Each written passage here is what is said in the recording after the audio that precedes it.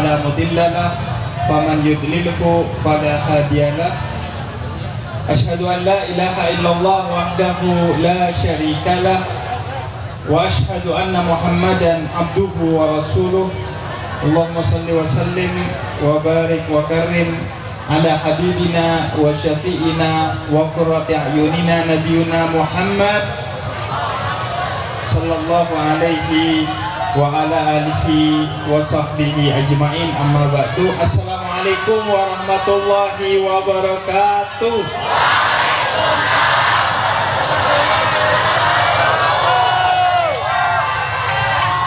Pertama-tama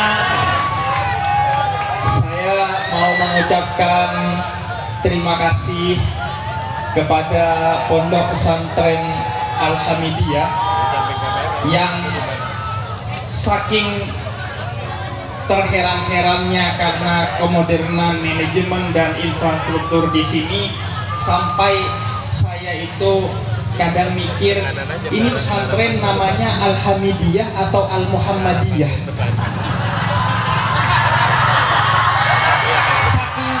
Saking modern dan cakapnya manajemen pesantren ini, saking unggulnya, saking terdepannya, bahkan dalam urusan arsip sekalipun.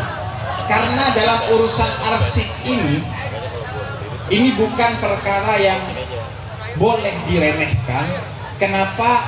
Karena salah satu hal yang digarisbawahi oleh Al-Quran bahwa wala tahsabanna alladziina qutilu fi sabilillahi amwata bal ahya inda rabbihim yurzaqun, bahwa orang-orang yang meninggal di jalan Allah seperti Kiai Haji Ahmad Saiku itu tidak akan pernah mati dalam pengertian yang sejati, tapi akan selalu hidup di sisi kita, memberi keberkahan bagi kita. Salah satu yang utama adalah dengan karya-karya beliau, sehingga mengabadikan karya-karya beliau untuk kemudian diakses oleh santri-santrinya adalah satu jihad untuk mengabadikan kehidupan Kiai Haji Ahmad Saiku.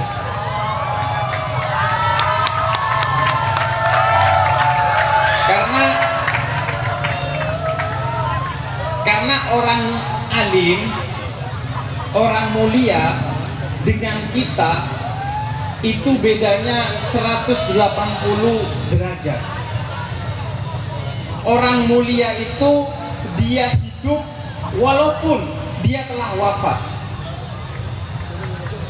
Kiai Haji Ahmad Saiku hari ini mengumpulkan kita dalam satu ikatan persaudaraan silaturahmi. Kiai Haji Ahmad Saiku hari ini masih eksis dengan pesantren Al-Hamidiyahnya. Kiai Haji Ahmad Saiku hingga hari ini masih memberi kehidupan secara lahir dan batin kepada para alumninya dan seluruh orang yang terkait dengan pesantren Al-Hamidiyah. Padahal jasadnya telah wafat 28 tahun yang lalu. Jasadnya sudah wafat, tapi beliau masih bukan hanya hidup, tapi memberikan kehidupan kepada orang-orang yang ada di sekitarnya. Kita mendapatkan ilmu dari beliau, kita mendapatkan pesantren dari beliau, kita mendapatkan bahkan segala sesuatu yang sifatnya keberkahan dari beliau. Padahal beliau sudah wafat 28 tahun yang lalu. Nah, sedangkan kita yang hidup ini meskipun bernyawa kadang kita mati. Kenapa mati? Karena boro-boro kita memberikan kebaikan bagi orang-orang yang ada di sekitar kita. Kadang memberikan kebaikan pada keluarga kita pada level yang paling rendah, yaitu nafkah secara lahir saja kita kesusahan, sehingga harus berurusan dengan yang namanya pinjol, harus urusan sama yang namanya utang piutang dan lain sebagainya. Ini urusan keluarga sendiri dan urusan makan doang harus mengandalkan pinjol. Boro-boro, bahkan ada yang orang ketika dia ada di sana, dia memberikan mudarat atau keburukan dan kerusakan bagi orang-orang yang ada di sekitarnya. Ini yang naudzubillah min dzalik. Ada itu orang yang kalau ada dia di tongkrongan jadi gak enak, obrolan jadi gibah, jadi maksiat. Ada orang yang kadang begitu ada dia di grup WhatsApp jadi gak seru, sehingga kita harus bikin grup WhatsApp lain yang gak ada dianya.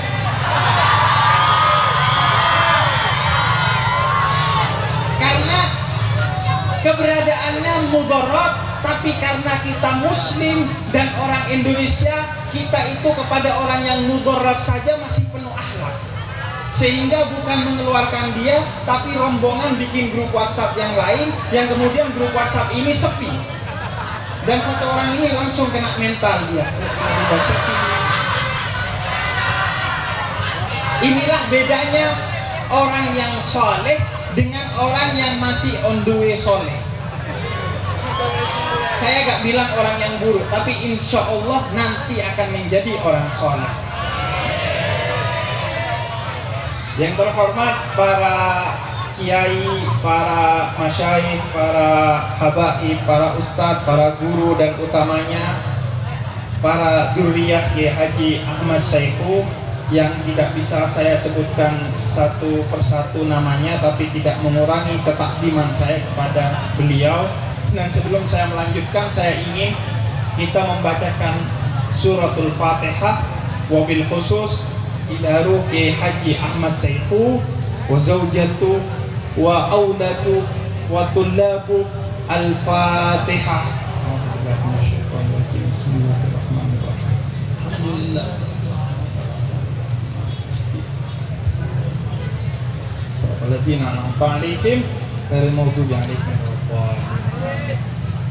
Jadi ketika saya diundang oleh pesantren Al-Hamidiyah melalui Profesor Kiai Haji Oman Fatur Rahman, saya itu langsung galau dan bingung. Saya ini memang sudah bertahun-tahun berceramah, tapi audiens saya itu biasanya anak Jaksel,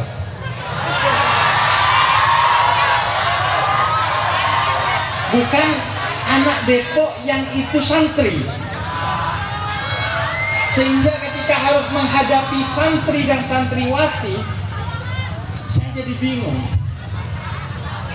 Karena itu pada malam hari ini saya mengawali dengan pakaian yang lumayan cosplay jadi Habibur Rahman.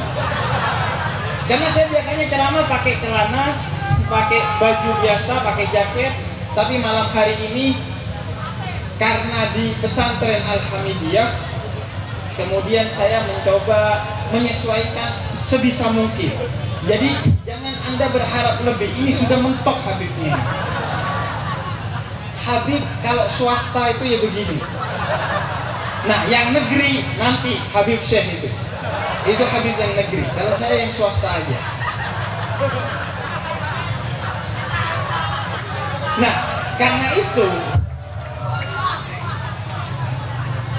ketika saya kemudian diundang oleh Kiai Haji Oman Fatur Rahman, saya menduga ini kayaknya prank yang bersyariah ini.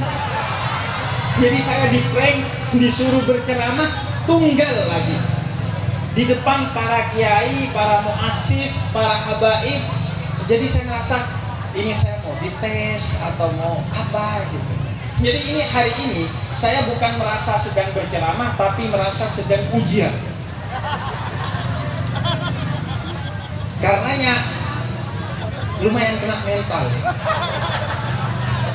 Tapi karena ini permintaan para guru-guru saya, kenapa saya sebut para ustadz, para kiai di pesantren Al-Hamidiyah ini sebagai guru-guru saya? Karena memang karir dakwah saya itu dimulai pertama kali dari pesantren Al-Hamidiyah.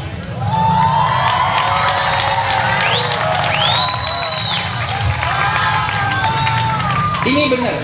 Karena kenapa? Saya tadi sudah tunjukkan ke para kiai, termasuk ke Kang Oman, bahwa tanggal 11 Februari 2017 hari Sabtu.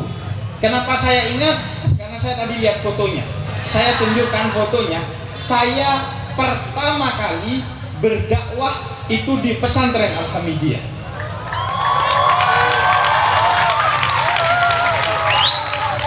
Entah mungkin ada yang ingat dari kalian, atau mungkin sudah tidak ada yang ingat karena saya sekarang sudah Habib Industri.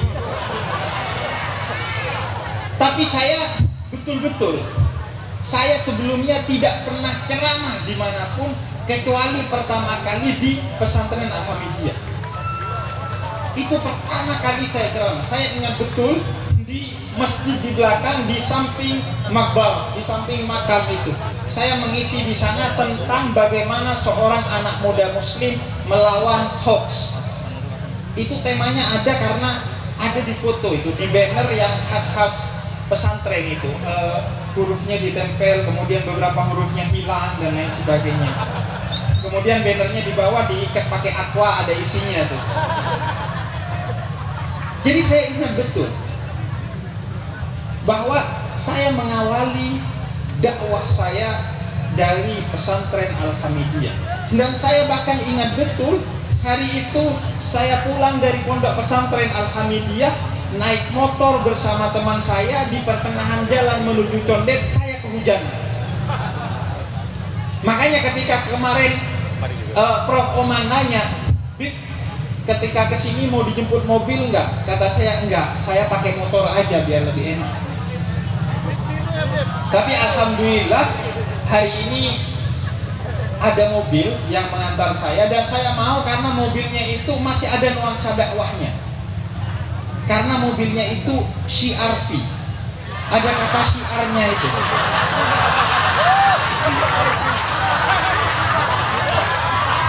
Makanya saya heran kenapa banyak para habaib, para kiai itu kalau berdakwah kemana-mana kok pakai Alphard, kata saya. Seharusnya pakai CRV itu karena mengandung kata syiar di dalamnya. Dan karena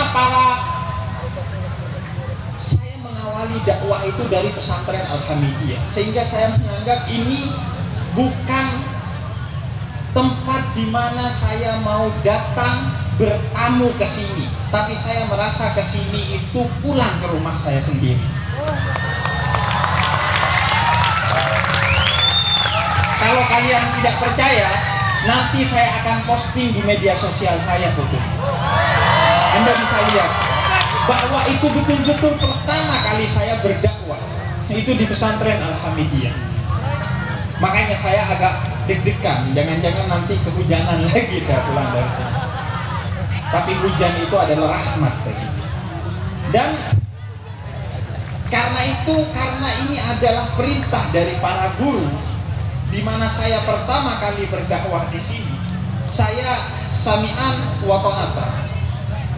Saya tunduk dan patuh kepada para guru-guru saya, termasuk para masyayikh, para guru di pesantren Al-Hamidiyah yang saya yakini sebagai guru-guru saya. Karena itu saya tunduk sepenuhnya. Kenapa? Karena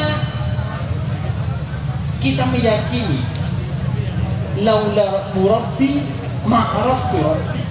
Seandainya bukan karena guru-guru kami ini tidak akan mengenal Tuhan kami. Mengapa begitu? Saya akan lanjutkan dengan apa yang tadi sudah dibicarakan oleh para kiai. Nah, ini tips dalam berdakwah. Kalau Anda berdakwah punya materi yang sudah baik, maka Anda minta ceramah di awal. Sebagaimana Kiai Haji Bisri Mustafa. Kiai Haji Bisri Mustafa itu gak pernah mau berceramah kedua, ketiga atau selanjutnya, karena beliau sudah rapi dengan ceramahnya, tidak mau ceramahnya itu terganggu oleh materi-materi dai-dai sebelumnya. Nah, ini kiai yang solid memang. menyiapkan materi. Nah, kalau dai-dai model saya ini memang minta ceramahnya di belakang. Ini ilmu dari Kiai Haji Mustafa Bisri, putra dari Kiai Haji Bisri Mustafa. Kalau minta waktu untuk ceramah itu di akhir, karena kita gak menyiapkan materi. Jadi materinya kulaan ke penceramah sebelumnya, tinggal lanjutin aja. Nah, saya ingin melanjutkan dari laula murabbi ma'araftu rabbi kepada apa yang tadi disampaikan. Kenapa laula murabbi ma'araftu rabbi? Kalau bukan karena guru, kita tidak akan kenal kepada Tuhan kita. Karena inilah yang kemudian dikenal dengan konsep madhab yang kita anut bersama dengan teguh, yaitu ahlus sunnah wal jamaah. Karena ahlus sunnah wal jamaah itu ahlus sunnahnya adalah merujuk kepada Nabi Muhammad, kata Imam Ghazali, dan jamaahnya itu merujuk kepada para sahabat Nabi Muhammad SAW. Kalau bukan karena Nabi Muhammad, maka kita tidak akan mengenal Allah. Mengapa? Karena Allah itu maha tidak terbatas. Apa yang diwahyukan itu juga tidak terbatas, sehingga tidak bisa memahami apa yang dimaksudkan oleh Allah, apa yang menjadi kehendaknya Allah, kecuali manusia yang dipilih oleh Allah dan disiapkan sedari awal dari nurnya Allah. Tidak akan bisa memahami kehendak Allah kecuali orang yang dipilih oleh Allah dan disiapkan oleh Allah sejak awal dengan nurnya Allah yang kemudian turun menjadi nur Muhammad, dan dari sanalah lahir sosok Nabi Muhammad SAW. Nggak kira paham kecuali kita merujuk kepada Nabi Muhammad, karena Nabi Muhammad yang tahu apa yang dikehendaki oleh Allah.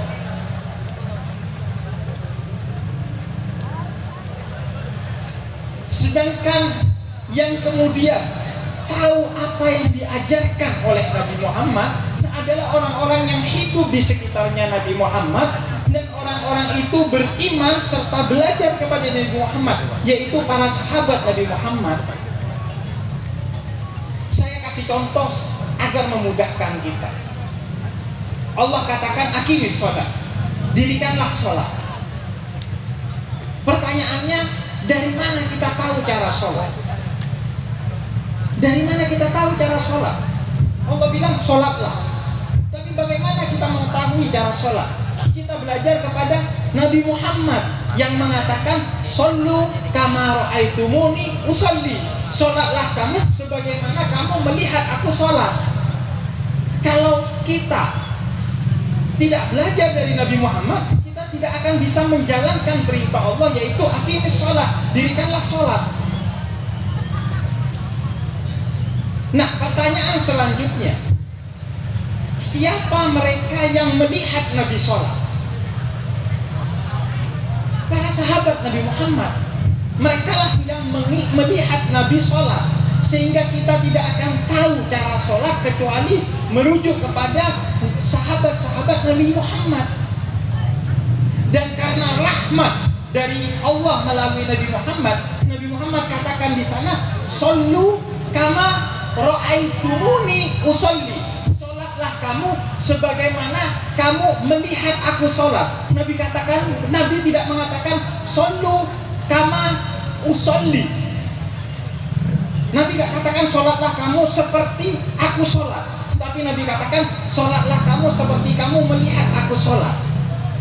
Sehingga perbedaan pendapat di antara para imam di kalangan ahlus sunnah wal jamaah itu ditolerir, karena satu sahabat melihat sholatnya Nabi ini begini, sahabat yang lain melihat oh enggak, sholatnya Nabi itu begitu, sahabat yang lain melihat oh enggak, Nabi sholatnya begini, kemudian sahabat yang lain melihat oh enggak, sholatnya Nabi ini begini. 4 orang sahabat ini yang kemudian mewakili 4 madhab fikih dalam ahlus sunnah wal jamaah. Ada yang Hanafi, ada yang Maliki, ada yang Syafi'i, ada yang Hambali. Karena kenapa? Karena kata Nabi, "Shollu kama ra'aitumuni usolli." Sholatlah kamu sebagaimana kamu melihat aku sholat. Imam Syafi'i mendapatkan riwayat, oh sholatnya Nabi itu begini. Boleh, karena berdasarkan riwayat yang bisa dipertanggungjawabkan secara moral dan intelektual. Imam Malik bilang, oh enggak begini. Imam Abu Hanifah bilangnya, oh enggak begini. Imam Ahmad ibn Hanbal bilangnya, oh enggak begini. Apakah semuanya benar? Benar. Karena berbasis kepada riwayat yang dasar utamanya adalah intelektual dan moral, bahkan spiritual. Siapa kemudian yang salah? Yang nggak sholat yang salah.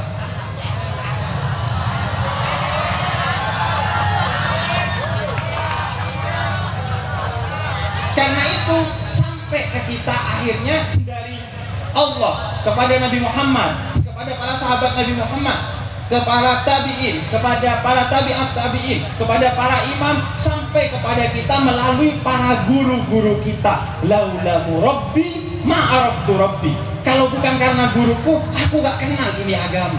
Karena agama ini bukan matematika, bukan fisika, bukan astronomi. Gak bisa dilihat pakai teropong, nggak bisa dilihat pakai hitung-hitungan, nggak bisa dihitung pakai rumus. Ini harus bersanad yang bersambung kepada Nabi Muhammad. Meleng dikit beda semua maknanya. Karena itu laulamu rabbi ma'araftu rabbi.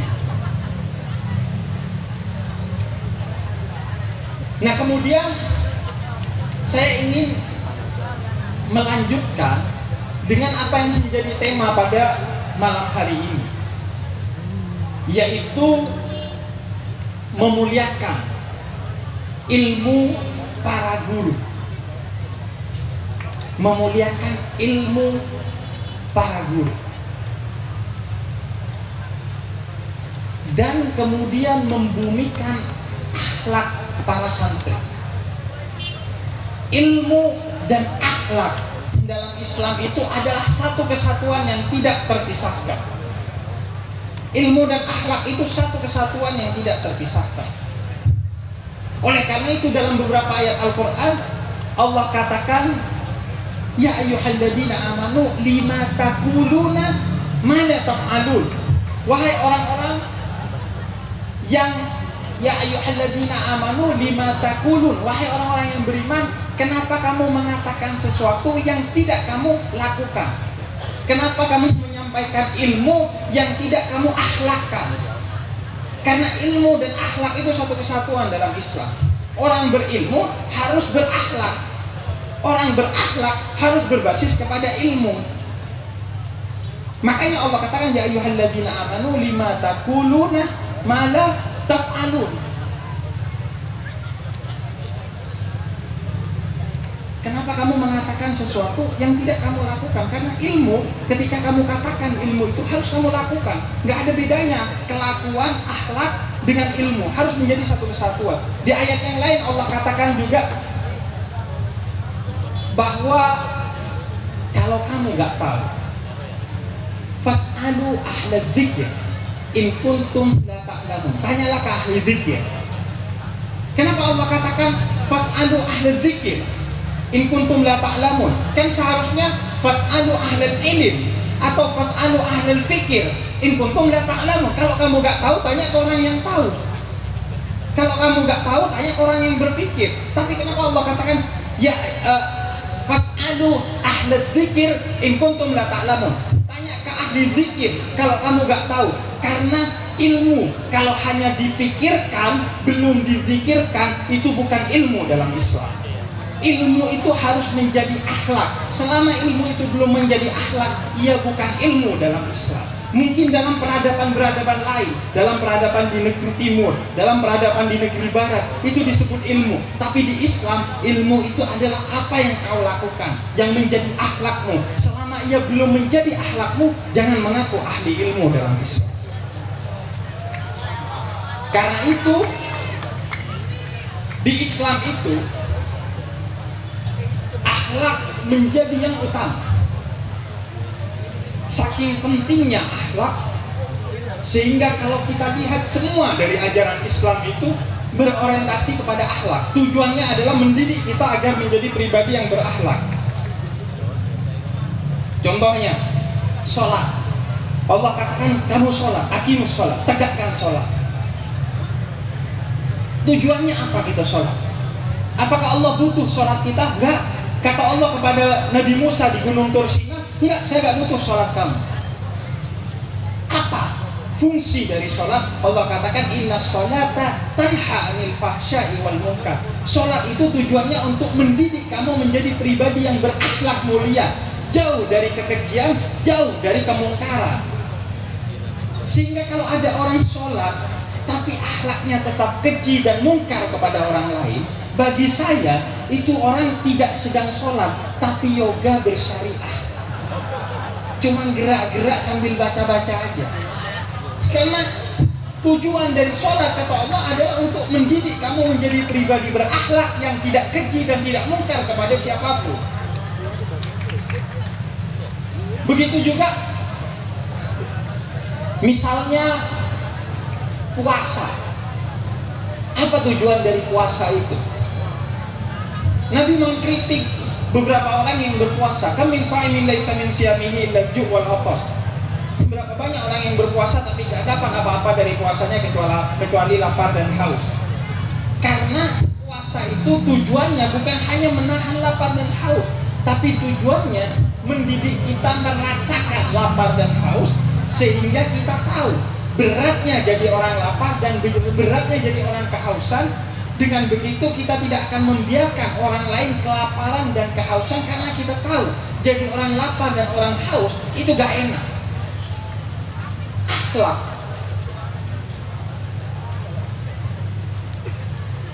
Begitu juga haji. Apalagi haji. Haji itu pembelajaran tentang akhlak. Baru masuk kita untuk haji suruh ganti pakaian.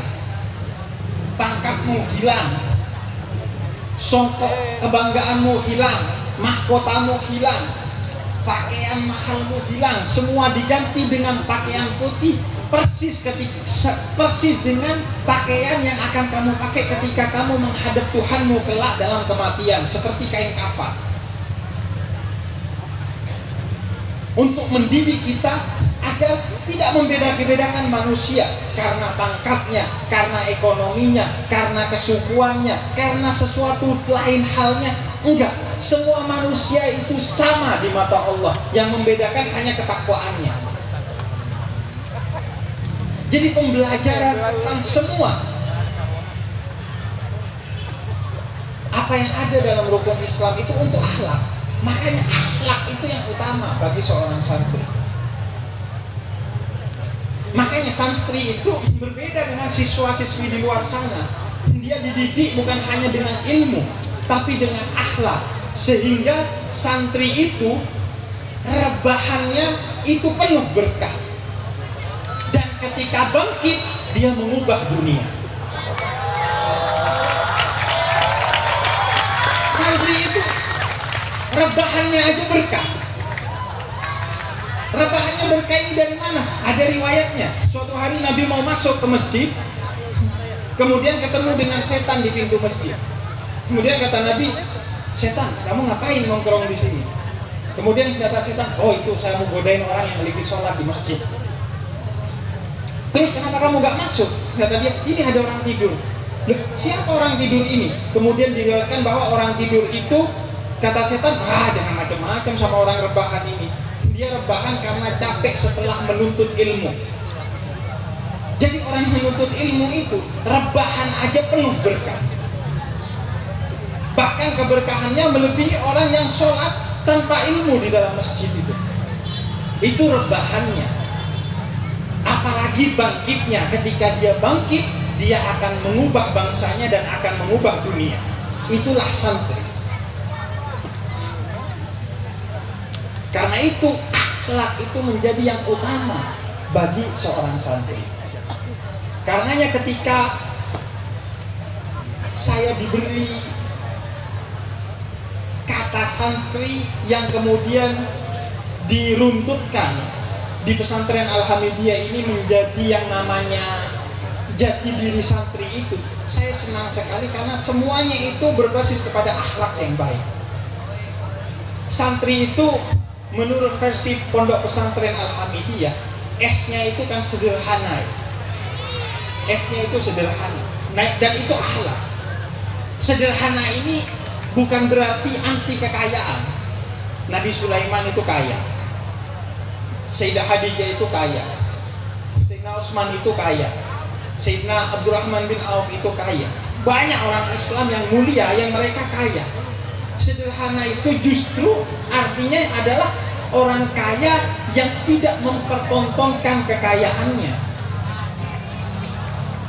Kalau orang miskin itu gak usah sok sederhana, sudah pasti sederhana.